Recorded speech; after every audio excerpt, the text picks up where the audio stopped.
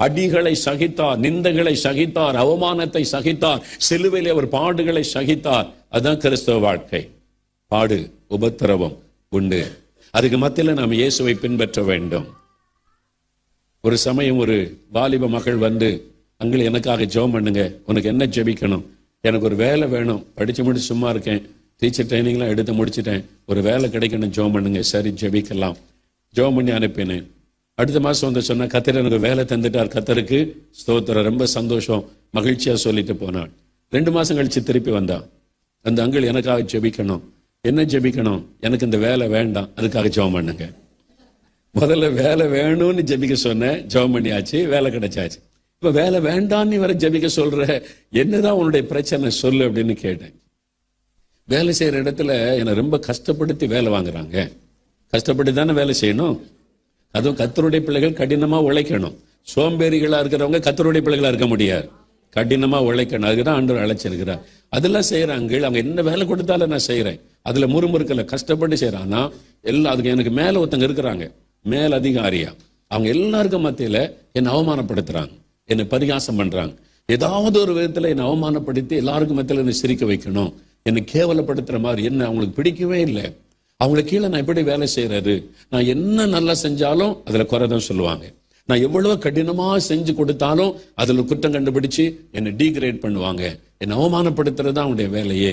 என்னால அங்க வேலை செய்ய முடியல, வேண்டாம் அந்த வேலை, எனக்கு நான் விட்டுறேன், எனக்காக ஜெபம் பண்ணுங்க விடுறதுக்கு. நாங்க அதெல்லாம் நான் ஜெபம் பண்ண முடியாது. இந்த மாதிரி பாடுகள் மத்தியில வேலை செய்யறதுக்கு என்ன செய்யணும் நான் சொல்லித்தரேன்னு சொல்லி இயேசு சிலுவை சுமந்தார், பாடுகளை சகித்தார். பாடு சகிக்கணும், அதை விட்டு ஓடக்கூடாது. இங்கிருந்து ஓடி இன்னொரு வேலைக்கு போனா அங்க ஒரு பாடு இருக்கும், அங்கிருந்து ஓடுனா அங்க ஒரு பாடு. சிலர் சொல்லுவாங்க, வீட்டை விட்டு ஓடிலாம் போல் இருக்கு பிறந்தே இருப்பாங்க. ஓடி எங்க போவீங்க? பாடு இல்லாத இடம் எங்க இருக்கு உலகத்துல? இந்த வீட்டை விட்டு ஓடினா நீங்க போற இடம் எல்லாம் பாடு இருக்கும், விதவிதமான பாடு. பாடு இல்லாத இடமே கிடையாது உலகத்துல.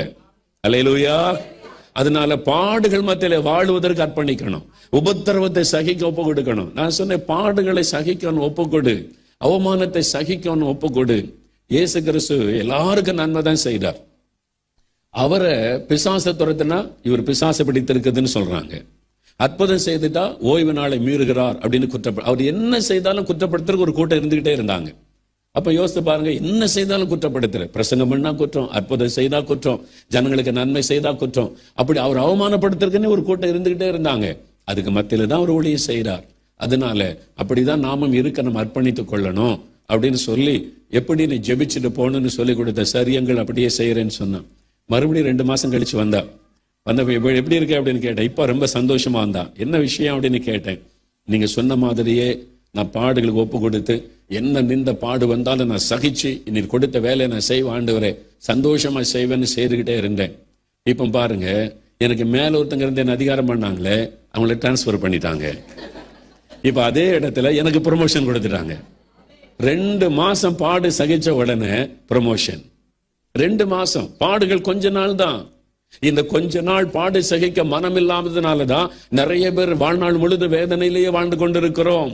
இன்னைக்கு குடும்பத்துக்குள்ள ஏன் பிரச்சனை வருது? டைவர்ஸ் ஏன் வருது? விவாகரத்து.